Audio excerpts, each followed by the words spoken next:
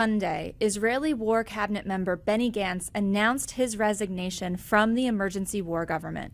This produced shockwaves across the media, and here to explain more is Dr. Jonathan Schanzer.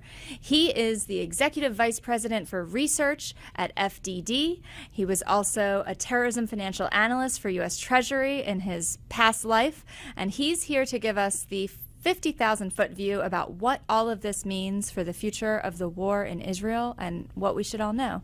Jonathan, thank you so much for joining us. My pleasure.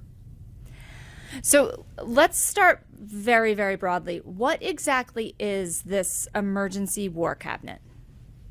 Sure. Well, there are actually three people that are making, or that have been making, the major decisions in this war. There has been a unity government, which is a much wider patchwork of politicians that joined the government in the aftermath of 10/7 to project a certain amount of unity.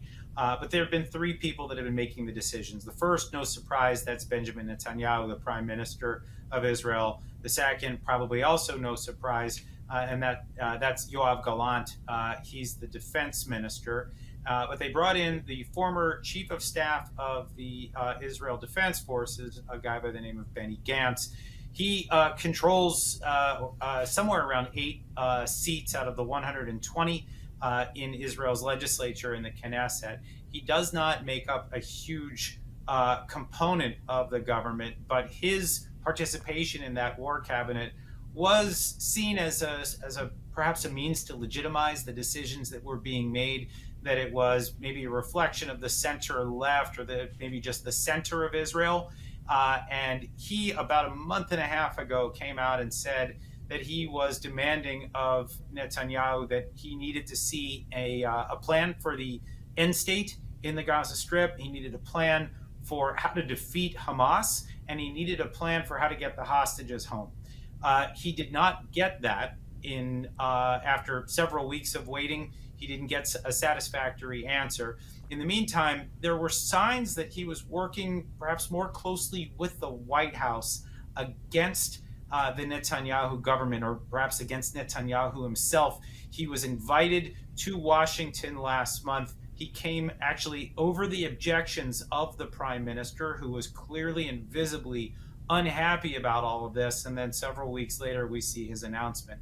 One last thing I'll just note is that he was actually supposed to make his announcement on Saturday, but that was the day that Israel went in and saved those 4 hostages in that daring rescue operation. And so, in other words, when Gantz was about to make his announcement, it was overtaken by events. It was not the day for him to make a major announcement like that. It was going to be overtaken by the headlines. So he postponed it by a day. But the end result was the same. We knew that he was going to do this. And so now there's an open question about whether someone else will come in and be part of these war cabinet deliberations. And then I think there's also the bigger question, which is, will the Netanyahu government begin to unravel? So far, the polls show that Gantz is the one that has lost the support of the Israeli public, not Netanyahu. But of course, again, that comes amidst this daring rescue operation that undeniably lifted Netanyahu. The question is how long it keeps him up in that higher number range, or whether we begin to see that support flag over time as people begin to forget about that rescue operation. So Gantz had said last month that he wanted to see a plan for the hostage release and basically a plan to end the conflict in Gaza, and he did not get that. What does his resignation mean for the future of this war in Gaza? Or what do you think it means? Actually, very little, I think, at least for the short term. Medium term, long term, we don't know. But I think it's fair to say that the Israeli people are defiant right now. They're getting a lot of pressure from the U.S., from the UN, from the International Criminal Court, from the International Court of Justice. There is really a well-coordinated campaign right now to try to force Israel to stop fighting a war that it neither started nor wanted. But the Israeli public wants to finish off Hamas. They don't want to let this terrorist group continue to exist in the Gaza Strip and to be able to rebuild its capabilities to be able to attack again and to kill 1,200 people, as we saw happen on 10/7, or to be able to kidnap 240 people, as we saw that happened on 10/7. So the Israeli public is basically with Netanyahu. Now, that doesn't mean that he as a person is as wildly popular as some might think. I think he still has baggage, and any leader that's been around for as long as he has, he's going to have his detractors. But the Israeli public is not interested in capitulating, and they're not interested in bending a knee, not to the United States, not to the UN, not to anybody, when it is their security that is at stake here. And so I think it's for that reason that Gantz may have miscalculated.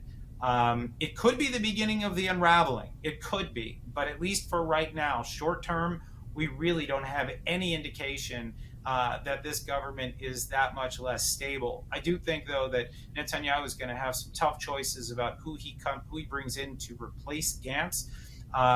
If the idea is to bring in somebody with the kind of credibility that Gantz had as a former chief of staff of the army, that's going to be harder to replace. I think there are fewer and fewer people of his ilk that have the ability to step into that role, and that may be something that Netanyahu misses. But again, I don't see the Israeli public bending here a whole lot on the question of the war aims itself.